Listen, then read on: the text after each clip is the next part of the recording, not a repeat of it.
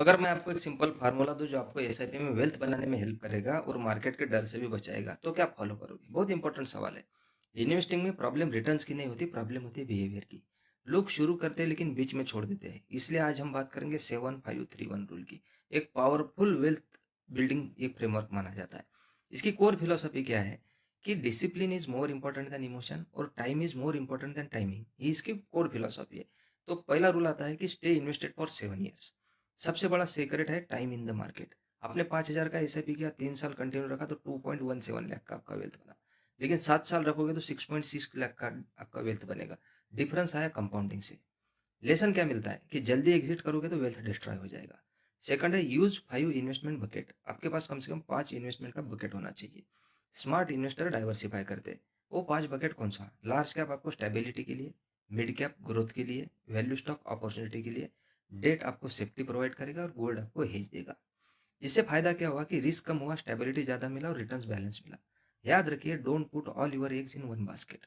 पहला हुआ stay invested for 7 years, continue your SIP for 7 years. Second rule हुआ कि मिनिमम आपके पास 5 इन्वेस्टमेंट बकेट होना चाहिए। थर्ड रूल आता है इसमें कि आपको कम से कम 3 जो इमोशन आते हैं मेनली उसको कंट्रोल करना है। पहला है डाउट, से दूसरा है डिसअपॉइंटमेंट, तीसरा है पैनिक। डाउट में क्या होता है कि मुझे रिटर्न कम क्यों है? लेकिन रियलिटी क्या होती है? कंपाउंडिंग टाइम लेता है। सेकंड है डिसअपॉइंटमेंट, मार्केट गिरा, पोर्टफोलियो रेड हुआ। रियलिटी क्या है? ये नॉशनल लॉस है, ये पेपर लॉस है। थर्ड है पैनिक, मार्केट क्रैश हुआ तो आप एसआईपी बंद कर देते हो। रिजल्ट क्या आता है कि आपका वेल्थ क्रिएशन बंद हो जाता है। तो ट्रूथ क्या है इसमें कि emotion is equal to biggest loss creator. और लास्ट का रूल आता है आपका कि step up once every year. 7-5-3-1, 7 साल, 5 इन्वेस्टमेंट बकेट, 3 इमोशंस और वंस इन अ ईयर आपको स्टेप अप करना है। एग्जाम्पल लेते हैं स्टेप अप का। 5,000 का एसआईपी 15 साल विदाउट इंक्रीज 25 लाख मिल गया आपको।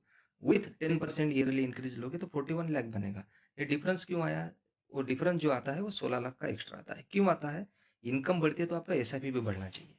तो फाइनल स्ट्रैटेजी इसका जो अगर आप कोर करोगे या कंबाइन करोगे ऑल रूल को तो उसका रूल का हिसाब क्या आएगा? यानी आप क्या क्या आपको रिजल्ट आएगा? 7 ईयर्स आपको पेशेंस रखना है, 5 एसेट में आपको डाइवर्सिफिकेशन करना है, 3 इमोशंस को आपको कंट्रोल करना है और वंस ईयरली आपको स्टेप अप करना है। इससे रिजल्ट क्या आएगा कि मैसिव वेल्थ क्रिएशन बनेगा। कॉस्ट कैपिटल में हम बात करते हैं, वेल्थ बनाने के लिए आपको बेस्ट फंड की जरूरत नहीं है, बेस्ट बिहेवियर जरूरी है। मार्केट आपको टेस्ट करेगा लेकिन अगर आप डिसिप्लिन रहे तो रिवॉर्ड गारंटीड है। क्योंकि एसआईपी से पैसा नहीं बनता, कंसिस्टेंसी से बनता है। क्योंकि हम कॉस्ट कैपिटल में मानते हैं कि discipline and consistency create wealth. Thank you very much.